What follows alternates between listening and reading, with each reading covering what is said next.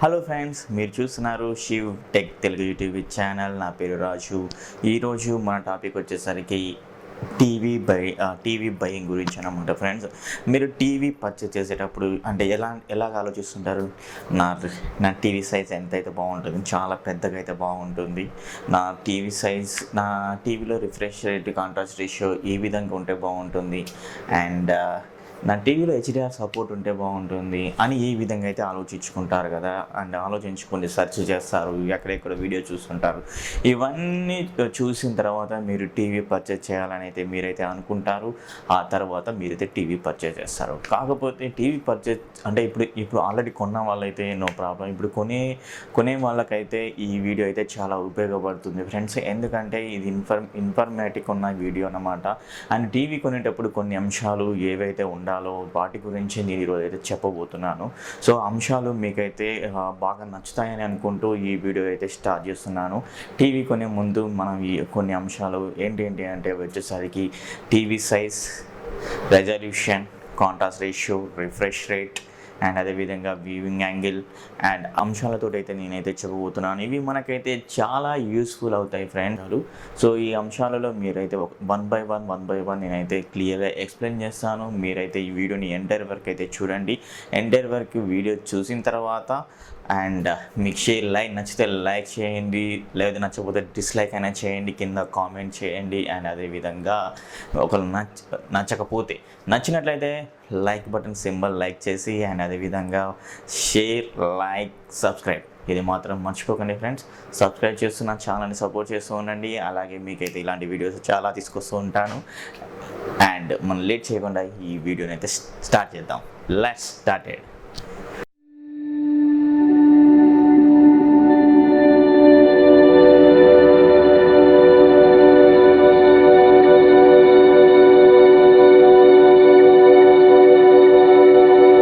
ఇప్పుడు మనం టీవీ కొనే ముందు మనం ఫస్ట్ చూడాల్సింది ఏంటంటే టీవీ సైజ్ ఫ్రెండ్స్. అంటే టీవీ సైజ్ అంటే ఏ విధంగా మనం టీవీ సైజ్ మన ఇంట్లో చిన్నగా ఉన్నా కూడా పెద్దగా ఉండాలని కాదు. సో మన ఇంటిని బట్టి, మన రూమ్ను బట్టి అండ్ మనం టీవీ ఎక్కడ పెడుతున్నామని ఆలోచించి మనం అయితే టీవీని అయితే పర్చేస్ చేయాల్సి ఉంటుందన్నమాట. ఫస్ట్ ఆఫ్ ఆల్ దీంట్లో మనకు బాగా ఇబ్బంది పెట్టేది ఏంటంటే మన లివింగ్ రూమ్. సో దీంట్లో మొదటిగా మనం పరిగణలో తీసుకోవాల్సింది ఏంటంటే living room and bedroom. So room సైజులను బట్టి మనం అయితే టీవీని అయితే పర్చేస్ చేయాల్సి ఉంటుంది. అండ్ అది ఏ విధంగా అంటే మనకు బెడ్రూమ్లో అయితే 32 ఇంచెస్ నుంచి 40 ఇంచెస్ టీవీ అయితే మనకు పర్ఫెక్ట్గా సరిపోతుంది అనమాట. అండ్ మనకు వచ్చేసరి ప్రాబ్లం వల్ల ఎక్కడ అంటే లివింగ్ రూమ్లో ఎలాంటి సైజుని ఎంచుకోవాలంటే మనం లివింగ్ రూమ్ సైజుని బట్టి మనం అయితే టీవీ సైజుని అయితే ఎంచుకోవాలి. అండ్ అదేవిధంగా లివింగ్ రూమ్లో మనం కూర్చున్న చోట నుంచి టీవీ ఉన్న చోటకు వివింగ్ డిస్టెన్స్ ఉంటుంది కదా, ఆ వివింగ్ డిస్టెన్స్ని బట్టి కూడా మనం అయితే సైజుని అయితే ఎంచుకోవాల్సి ఉంటుందన్నమాట. సో ఈ వీవింగ్ డిస్టెన్స్ని దృష్టిలో ఉంచుకొని మనం అయితే ఆ సైజుని అయితే పర్టికులర్గా ఎంచుకోవాల్సి ఉంటుంది. ఈ వ్యూవింగ్ డిస్టెన్స్ అనేది కూడా టీవీ రెజల్యూషన్ మీద కూడా ఆధారపడి ఉంటుంది. అంటే టీవీ రెజల్యూషన్ అండ్ ఏ విధంగా ఆధారపడి ఉంటుందంటే మనం సపోజ్ ఫర్ ఎగ్జాంపుల్గా full HD TV and 4K TV తీసుకున్నాం అనుకోండి. Full HD TV viewing distance and 4K TV viewing distance చాలా వేరువేరుగా ఉంటుందన్నమాట. అండ్ ఒకే మాదిరిగా అయితే ఉండదు. ఫుల్ హెచ్డీ వ్యూవింగ్ డిస్టెన్స్ వచ్చేసరికి కొంచెం దూరంగాను and 4K TV viewing distance వచ్చేసి కొంచెం దగ్గరగాను ఉంటుంది. అండ్ ఇవి వ్యూవింగ్ డిస్టెన్స్ ఒకే మాదిరిగా అయితే ఉండవు, వేరువేరుగా ఉంటుంది. అది ఏ విధంగా అనేది అయితే నేనైతే నెక్స్ట్ టాపింగ్ ఉంటుంది కదా, నెక్స్ట్ టాపింగ్లో అయితే మీకైతే చెప్తాను. అండ్ రెజల్యూషన్ టాపిక్లో అయితే మీకు డిస్ప్లే మీద కనబడుతున్న ఇట్లా రూమ్ ఎంత సైజులో ఉందో, టీవీ ఏ సైజులో తీసుకోవాలో తెలుస్తుంది. ఈ చార్ట్ మీకు చాలా ఉపయోగపడుతుంది ఫ్రెండ్స్. ఒకసారి మీరు స్టాప్ చేసుకొని మీరైతే ఆ చార్ట్ని అయితే ఒకసారి అయితే చెక్ చేసుకోండి. అండ్ అదేవిధంగా ఇప్పుడు మన నెక్స్ట్ టాపిక్ వచ్చేసరికి రెజల్యూషన్ ఫ్రెండ్స్. రెజల్యూషన్ అంటే మనం వచ్చేసరికి ఎక్కువగా మనం టీవీ కొనేటప్పుడు సైజుని మాత్రమే ఎక్కువ దృష్టిలో పెట్టుకుంటాం అండ్ రెజల్యూషన్ మీద అయితే దృష్టి అయితే తక్కువ అయితే పెట్టుకుంటాం అన్నమాట. సో అది ఏ విధంగా మనం అయితే తెలుసుకోవాలంటే ఫ్రెండ్స్, రెజల్యూషన్ అంటే ఏంటంటే ఫస్ట్ ఆఫ్ ఆల్ డిస్ప్లేలో హారిజాంటల్గా ఎన్ని పిక్సెల్స్ ఉన్నాయో, వర్టికల్గా ఎన్ని పిక్సెల్స్ ఉన్నాయో తెలియజేసేదాన్ని. ఈ పిక్సెల్ సంఖ్య ఎంత ఎక్కువగా ఉంటే మన టీవీలో మన పిక్చర్ క్వాలిటీ అంత ఎక్కువగా ఉంటుంది ఫ్రెండ్స్. మన ఎగ్జాంపుల్గా హెచ్డి రెడీ టీవీని తీసుకున్నట్లయితే దీని సైజ్ వచ్చేసరికి 12 1280x720 అండ్ దీని షార్ట్కట్లో 720p అని కూడా పిలుస్తారు. ఎలా పరిగణలోకి తీసుకుంటారంటే దీని పిక్సెల్స్ని మన హారిజాంటల్గా వచ్చేసరికి 1280 పిక్సెల్స్ గాను అండ్ వర్టికల్కి వచ్చేసరికి 720 పిక్సెల్స్ గాను అయితే తీసుకుంటారు. అండ్ దీంట్లో టోటల్గా వచ్చేసరికి 9,21,600 పిక్సెల్స్ అయితే దీంట్లో అయితే ఉంటాయి. అండ్ అదేవిధంగా మనం ఫుల్ హెచ్ టీవీని తీసుకున్నట్లయితే ఫుల్ హెచ్ టీవీ వచ్చేసరికి 1920x1080 అన్నమాట. దీని హారిజాంటల్కి వచ్చేసరికి 1920 పిక్సెల్స్ అయితే ఉంటాయి. అండ్ అదేవిధంగా వర్టికల్కి వచ్చేసరికి 1080 పిక్సెల్స్ అయితే ఉంటాయి. 21,73,600 పిక్సెల్స్ అయితే మనకైతే దీంట్లో అయితే ఉంటాయి ఫ్రెండ్స్. ఇప్పుడు ఫుల్ హెచ్డి అండ్ హెచ్డి టీవీలో ఇప్పుడు ఇవి రెండింటి మధ్య పిక్చర్ క్వాలిటీ ఏ విధంగా ఉంటుందో ఇప్పుడు మనం అయితే చూద్దాం. ఎగ్జాంపుల్గా రెండు 40 ఇంచెస్ టీవీని అంటే ఒకటి 40 ఇంచెస్ హెచ్డి టీవీని అండ్ అదేవిధంగా 40 ఇంచెస్ ఫుల్ హెచ్డి టీవీని తీసుకున్నట్లయితే అండ్ ఇప్పుడు మీరు తీసుకున్నట్లయితే ఫుల్ హెచ్డి టీవీలో 20,73,600 పిక్సెల్స్ డిస్ట్రిబ్యూట్ అయ్యి ఉంటాయి. అలాగే హెచ్డి రెడీ టీవీలో వచ్చేసరికి 9,21,600 పిక్సెల్స్ ఉండడం వల్ల పిక్సెల్స్ మధ్య గ్యాప్ ఉండడంతో మనకు వ్యూవింగ్ కూడా మారుతుంది. హెచ్డి రెడీ టీవీ చూసినట్లయితే మనం డీటెయిల్స్ మిస్ కాకుండా చూడాలంటే దీన్ని కొంచెం దూరంగానే మనం వాచ్ చేస్తూ ఉండాలన్నమాట. అండ్ ఫుల్ హెచ్డి టీవీ చూసేటప్పుడు కొంచెం దగ్గరగా అయితే చూడాలి. చూసారు కదా, మనకు వచ్చేసరికి మనకు డీటెయిల్స్ హెచ్డి రెడీ టీవీలో మిస్ కావద్దంటే మనం అయితే కొంచెం దూరంగానే అయితే చూడాలి. అండ్ అదేవిధంగా ఫుల్ హెచ్డి టీవీలో కొంచెం దగ్గరగా అయితే పిక్సెల్స్ ఉంటాయి కాబట్టి కొంచెం డీటెయిల్స్ మనకు క్లియర్గా కనపడాలంటే మనం కొంచెం దగ్గరగానే ఉండి అయితే చూడాలి. ఎందుకంటే దీంట్లో పిక్సెల్స్ అయితే పరిగణలోకి తీసుకొని అయితే వ్యూవింగ్ డిస్టెన్స్ కూడా మారుతుంది. అండ్ అదేవిధంగా ఇప్పుడు మనం 4K టీవీని అయితే కూడా ఎగ్జాంపుల్గా తీసుకున్నాం ఫ్రెండ్స్. 4K టీవీలో రెజల్యూషన్ చూసినట్లయితే ఇది మనకు ఇప్పుడు రెండు రకాల రెజల్యూషన్ తోటి అయితే ఉంది. అండ్ ఒకటి వచ్చేసరికి 4K 4096x2160 అండ్ ఇది వచ్చేసరికి యాక్చువల్ 4K అన్నమాట ఫ్రెండ్స్. ఇది వచ్చేసరికి సినిమా 4K అని కూడా అంటారు. అండ్ ఇది వచ్చేసరికి మనకు ప్రొజెక్టర్లు అయితే యూజ్ చేస్తున్నారు. ఇంకోటి వచ్చేసరికి UHD 4K అంటే ఇది వచ్చేసరికి మనకు టీవీలో అయితే దీని అయితే కన్సిడర్ చేస్తున్నారు. UHD 4K దీని సైజ్ వచ్చేసరికి 840x2160 UHD అంటారు. అంటే ఇది టీవీ మానిటర్లో అయితే యూజ్ చేస్తున్నారు. UHD అంటే వచ్చేసరికి అల్ట్రా హై డెఫినేషన్ లేదా అల్ట్రా హెచ్డి అని కూడా పిలుస్తున్నారు. సో ఈ టీవీలో 4K రెజల్యూషన్గా కన్సిడర్ చేస్తున్నారు. ఇందులో హారిజాంటల్గా 3840 పిక్సెల్స్, వర్టికల్గాను 2160 పిక్సెల్స్ అండ్ 82,94,400 పిక్సెల్స్ ఈ 4K టీవీలో ఉంటాయి. అంటే ఫుల్ హెచ్డి టీవీ కంటే పిక్సెల్స్ 4 రెట్లు ఎక్కువగా ఉండడం వల్ల పిక్చర్ క్వాలిటీలో కూడా 4 టైమ్స్ ఎక్కువగా ఉందని చెప్పాలి.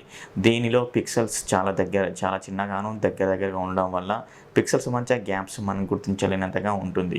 అందువల్ల పిక్చర్ క్వాలిటీ పెరుగుతుంది. పిక్చర్ క్వాలిటీలో డీటెయిల్స్ మిస్ కావద్దు అని అనుకుంటే ఫుల్ హెచ్డి కంటే దీని వ్యూవింగ్ యాంగిల్ చాలా దగ్గరగా ఉంటుంది. మనకు వ్యూవింగ్ యాంగిల్ వచ్చేసరికి హెచ్డి రెడీ టీవీలో వచ్చేసరికి కొంచెం దూరంగా ఉంటుంది. అంటే మనకు పిక్సెల్స్ తక్కువగా ఉండడం వల్ల ఫుల్ హెచ్డి టీవీలో కొంచెం ఎక్కువగా ఉంటుంది కాబట్టి మనం మనం ఫుల్ హెచ్డి రెడీ కంటే మనం ఫుల్ హెచ్డి టీవీని కొంచెం దగ్గరగా చూస్తాం.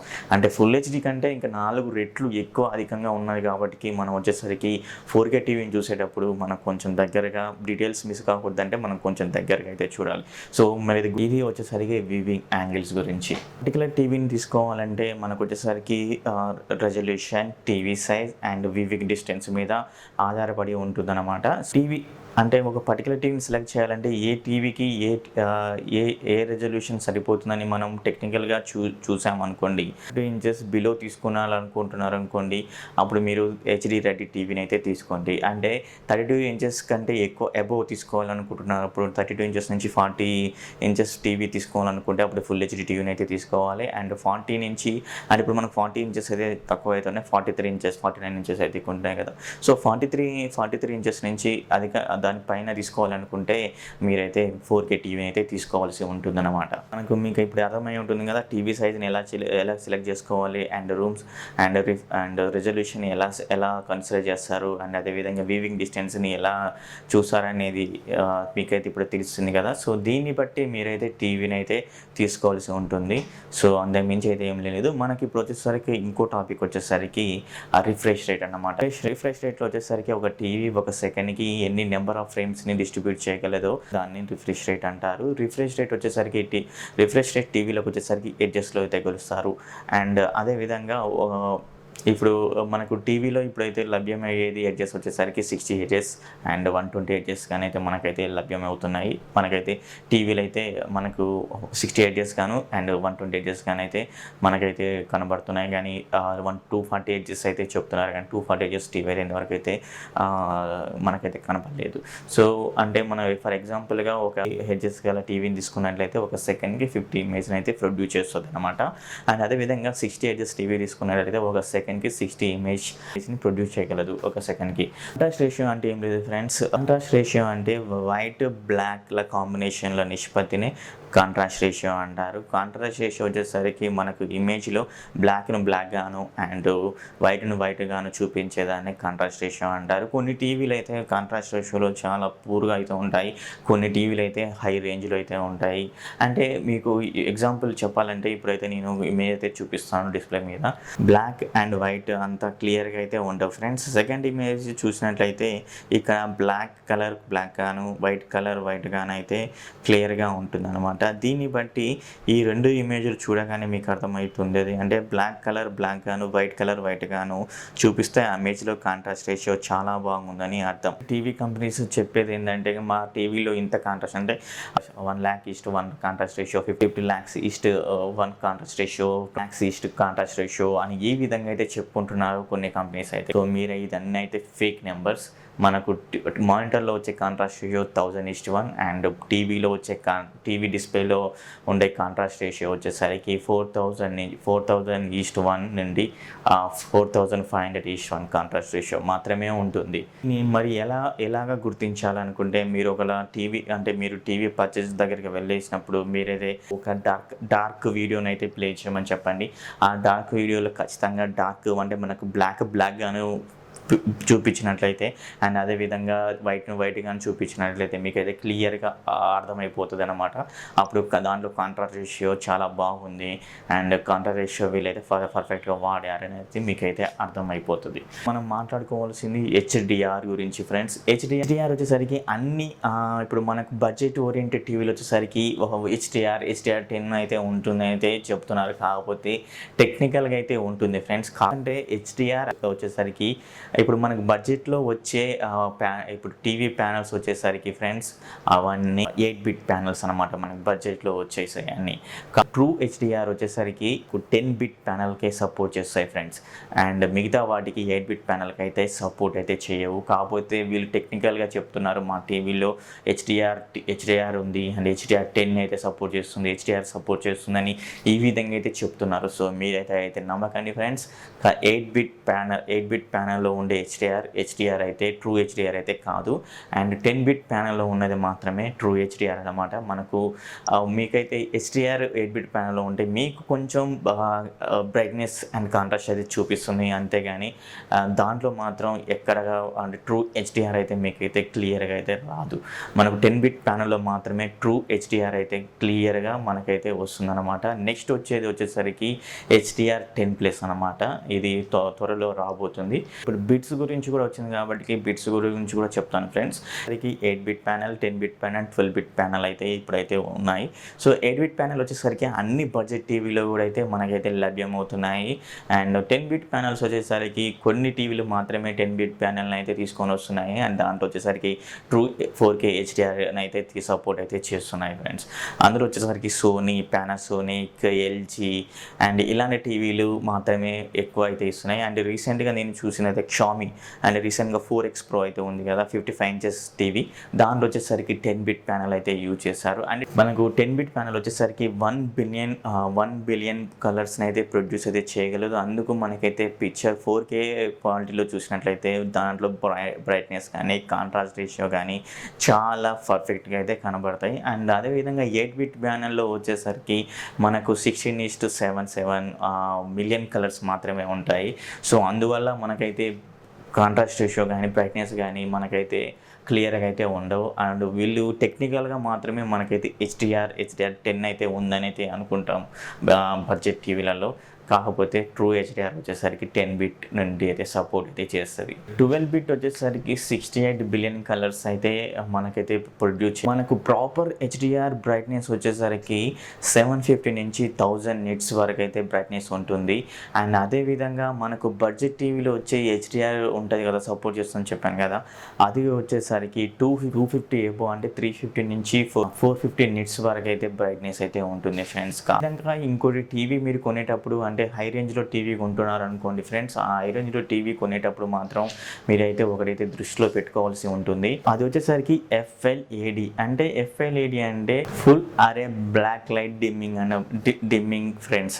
అంటే ఇది వచ్చేసరికి మనకు బడ్జెట్ టీవీలో మాత్రం రాదు, ఓన్లీ మనకు వచ్చేసరికి హై రేంజ్ టీవీలో మాత్రమే సపోర్ట్ అయితే చేస్తుంది. మీరు ఎక్కడైనా చెక్ చేయండి, మనకు బడ్జెట్ టీవీలో మాత్రం FLAD అయితే ఉండదు. దీని యూజ్ ఏంటంటే ఫ్రెండ్స్, మనకి స్క్రీన్లో మాత్రం క్లియర్గా మనకు ఎంత డార్క్ ఉన్నది అనేది క్లియర్గా కనబడుతుంది. అంటే ఇక్కడ డార్క్ ఉంది అండ్ ఇక్కడ బ్రైట్నెస్ ఎక్కువ ఉంది అండ్ ఇక్కడ డార్క్, అంటే మనకైతే లైటింగ్స్ అనేది డార్క్ గాను అండ్ బ్రైటర్ గాను మనకైతే క్లియర్గా అయితే కనబడుతూ ఉంటాయి ఫ్రెండ్స్. సో ఇదైతే అబ్జర్వ్ చేయాలి మీరు. ఎక్కువ ఇది వచ్చేసరికి ఎక్కువ మనకు బడ్జెట్ టీవీలో అయితే రాదు, వచ్చేసరికి ఎక్కువ హై రేంజ్ టీవీలో అయితే FLAD అయితే మాత్రం ఉంటుంది ఫ్రెండ్స్. ఇప్పుడు మనం చెప్పుకునే టాపిక్ వచ్చేసరికి యాంగిల్ అనమాట. సో ఈ వివింగ్ యాంగిల్ అనేది అంటే మనకు ప్యానల్స్ మీద అయితే టీవీ ప్యానల్స్ మీద అయితే ఆధారపడి ఉంటాయి ఫ్రెండ్స్. అంటే ఇప్పుడు మనకు రెండు ప్యానల్స్ అయితే మనకి ఎక్కువ అధికంగా అయితే టీవీ ఛానల్ అయితే యూజ్ అయితే చేస్తున్నారు. అది వచ్చేసరికి IPS ప్యానల్ అండ్ అదేవిధంగా VA ప్యానల్ అనమాట ఫ్రెండ్స్. మీకు మీరైతే ఒకటి గమనించలేదో, మీకు ఒక్కోసారి టీవీ అంటే మనకు టీవీ బాక్స్ మీద టీవీజే LED back light LCD panel. అంటే ఇప్పుడు మీరు దీన్ని ఏమనుకుంటారు, దీన్ని LED టీవీ అనుకుంటారు కదా, కాదు ఫ్రెండ్స్. ఇది LCD డిస్ప్లే తోటి మనకు బ్యాక్లో వచ్చేసరికి డైరెక్ట్ అంటే LED లైట్స్ని అయితే వాడతారు. ఎస్ ప్యానల్ స్ట్రైట్గా కూర్చొని చూస్తుంటాం కదా, అండ్ ఇక్కడ కూర్చున్నా కానీ ఇక్కడ కూర్చున్న వీవింగ్ యాంగిల్ ఇక్కడ కూడా మనకు క్లియర్గా కనబడతాయి. అంటే మనకు ఎక్కడ కూర్చున్నా కానీ ఈ IPS ప్యానల్ వల్ల మనకు పిక్చర్ క్వాలిటీ చాలా పర్ఫెక్ట్గా కనబడుతుంది. అంటే బ్రైట్నెస్ కానీ, కాంట్రాస్ట్ కానీ అండ్ బ్లాక్ లెవెల్స్ కానీ అన్నీ మనకైతే క్లియర్గా అయితే కనబడతాయి. అండ్ దీంట్లో కాకపోతే VA ప్యానల్ ఉంటుంది కదా, VA ప్యానల్ వచ్చేసరికి దీనికంటే IPS ప్యానల్ కంటే చాలా బెటర్గా అయితే ఉంటాయి. కాంట్రాస్ట్ రేషియోలో కానీ, అదేవిధంగా బ్రైట్నెస్ విషయంలో కానీ అండ్ బ్లాక్ లెవెల్స్లో కానీ దీంట్లో మాత్రం చాలా ఎక్కువగా VA ప్యానల్ అయితే చాలా బాగా ఉంటుంది. కాకపోతే దీంట్లో వచ్చే ఒక మైనస్ పాయింట్ వచ్చేసరికి మనకు వ్యూవింగ్ యాంగిల్స్ ఉంటాయి కదా, అండ్ మీరు IPS ప్యానల్ ఇక్కడ కూర్చున్న ఒకే విధంగా, ఇక్కడ కూర్చున్న ఒకే విధంగా, ఇక్కడ కూర్చున్న ఒకే విధంగా కనబడతాయి కదా. VA ప్యానల్ మాత్రం మనకు ఒకటి స్ట్రైట్గా కూర్చొని మాత్రమే చూడాల్సి ఉంటుంది. సో ఇలాంటి ఇప్పుడు VA ప్యానల్ టీవీ మీరు ఎక్కడ యూజ్ చేస్తారో తెలుసా, మీరు బెడ్రూమ్లో ఉంటుంది కదా, బెడ్రూమ్లో అండ్ మీరు అంటే మీ ఫ్యామిలీ మాత్రమే పార్టీగా ఒకే దగ్గర ఉండి చూస్తుంటారు కదా, అలాంటప్పుడు VA ప్యానల్ టీవీలు తీసుకొని మీకైతే చాలా పర్ఫెక్ట్గా ఉంటుంది. అండ్ అదేవిధంగా ఇంట్లో అంటే ఒక లివింగ్ రూమ్లో కూర్చొని చూస్తున్నారు అనుకోండి, అంటే కొంతమంది అక్కడ కూర్చుంటారు, కొంతమంది అక్కడ కూర్చుంటారు అండ్ అక్కడ కూర్చొని ఏదేదో చూస్తుంటారు. సో అలాంటప్పుడు మీకైతే IPS ప్యానల్ మాత్రం పర్ఫెక్ట్గా సరిపోతుంది ఫ్రెండ్. IPS ప్యానల్ అయితే నేను సజెస్ట్ చేస్తాను. ఒకవేళ బెడ్రూమ్లో అయితే మీరైతే VA ప్యానల్ అయితే తీసుకోండి, చాలా బాగుంటుంది. అండ్ అంటే IPS ప్యానల్ కంటే VA ప్యానల్లో బ్రైట్నెస్, కాంట్రాస్ట్ రేషియో అన్నీ అయితే ఎక్కువగా ఉంటాయి. కాకపోతే ఓన్లీ మనకు వీవింగ్ యాంగిల్ మాత్రమే కొంచెం వీవింగ్ యాంగిల్ మాత్రమే మనకైతే తేడా ఉంటాయి. ఓన్లీ స్ట్రైట్గా మాత్రమే మనం చూస్తాం. అండ్ సైడ్ చూస్తే మనకు పిక్చర్ క్వాలిటీ అంత పర్ఫెక్ట్గా అయితే కనపడదు IPS ప్యానల్ లెక్క. సో ఇది ఫ్రెండ్స్ టోటల్గా టీవీ గురించి. టీవీ కొనేటప్పుడు ఇలాంటి జాగ్రత్తలు తీసుకొని టీవీని కొనాలో అనే దాని గురించి టోటల్గా మీకైతే ఎక్స్ప్లెయిన్ చేశాను అనుకుంటున్నాను. సో ఈ వీడియో ద్వారా మీరైతే టీవీ కొనేటప్పుడు కొన్ని అంశాలు దృష్టిలో ఉంచుకొని టీవీ కొంటారనే ఉద్దేశంతో ఈ వీడియో అయితే చేశాను. సో ఈ వీడియో కానీ మీకు నచ్చినట్లయితే లైక్ చేయండి, కామెంట్ చేయండి, ఖచ్చితంగా అయితే కామెంట్ అనేది చేయండి, లైక్ అయితే కూడా చేయండి.